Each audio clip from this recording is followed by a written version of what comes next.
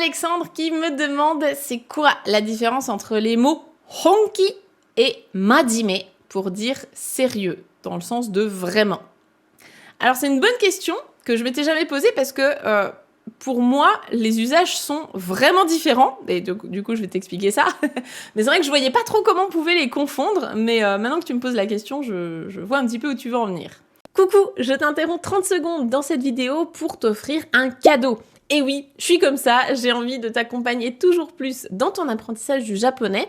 Je ne sais pas si tu es au courant, j'ai créé un guide pour débuter en japonais qui te donnera tout ce qu'il faut savoir pour bien démarrer ton apprentissage. Tu verras aussi comment acquérir rapidement les notions basiques en vue d'un voyage au Japon. Tu auras tout ce qu'il faut pour te débrouiller sur place, les phrases types, les kanji à connaître, mes meilleurs conseils pour retenir les kanas efficacement. Pour le télécharger, clique sur le premier lien qui est dans la description. Tu le reçois dans ta boîte mail et ensuite tu en profites quand tu veux. Je te souhaite une bonne lecture de mon guide et un bon visionnage de cette vidéo. À bientôt.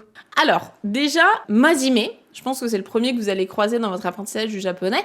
Majime, c'est un adjectif qui veut dire sérieux, dans le sens de c'est un enfant sérieux, c'est un élève sérieux, c'est une personne sérieuse. Voilà, c'est le contraire un petit peu de loufoque, de négligent, de tout ça.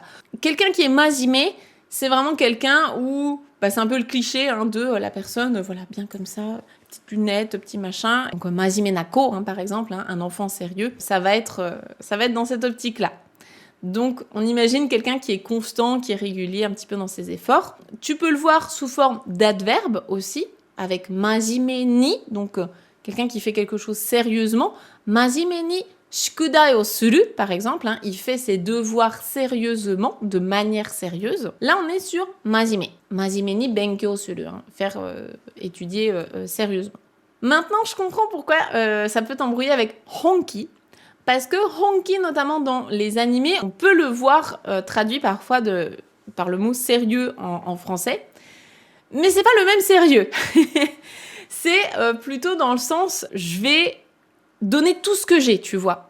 Je vais le faire sérieusement, mais dans le sens, je donne tout ce que j'ai pour de vrai. Ça se retranscrit bien dans les kanji de honki, puisque le hon, c'est le kanji du livre, mais c'est aussi le kanji de la base, l'origine. Et le ki, c'est l'énergie, le ki, en fait, l'énergie un petit peu vivante, énergie spirituelle, etc. Donc, honki, c'est vraiment mon énergie de base, quoi, ce que j'ai un petit peu au fond de mes tripes, tu vois. Donc, si tu dis honki de yaru, c'est vraiment, je vais le faire, mais pour de vrai. Tu vois, je vais pas mentir, je vais donner tout ce que j'ai. Et c'est vraiment, voilà, j'y vais sérieusement, mais dans mon implication. Mon implication, c'est vraiment, je donne tout ce que j'ai. Donc, honki de benkyo suru, c'est vraiment, il étudie du mieux possible. Il fait ce qu'il peut. C'est pas forcément sérieux dans le sens où, voilà, il a ses petites méthodes et nanana. C'est juste que vraiment, il se met à fond dedans, quoi. Il fait ce qu'il peut. Et c'est pour ça que tu vas croiser honki dans des expressions, par exemple, comme honki o dasu. Donc, dasu, c'est le verbe sortir, faire émerger. Là, ce serait plus traduit dans le sens, tu vas sortir un peu tout ce que tu as en toi, ton potentiel, tu vois. Ce serait plus dans ce sens-là. Tu peux pas dire majime o dasu, ça fonctionnera pas.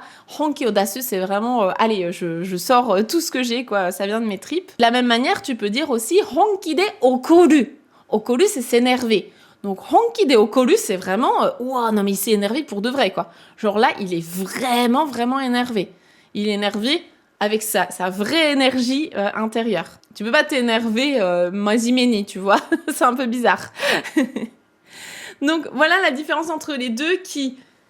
Là, pour le coup, je pense que c'est la traduction française qui t'a un peu induit en erreur, alors que vraiment, en japonais, c'est pas du tout la même notion qu'on va exprimer. Je pense que les kanji vont t'aider à bien comprendre la différence, donc regarde les kanji qu'il y a dans ces deux mots.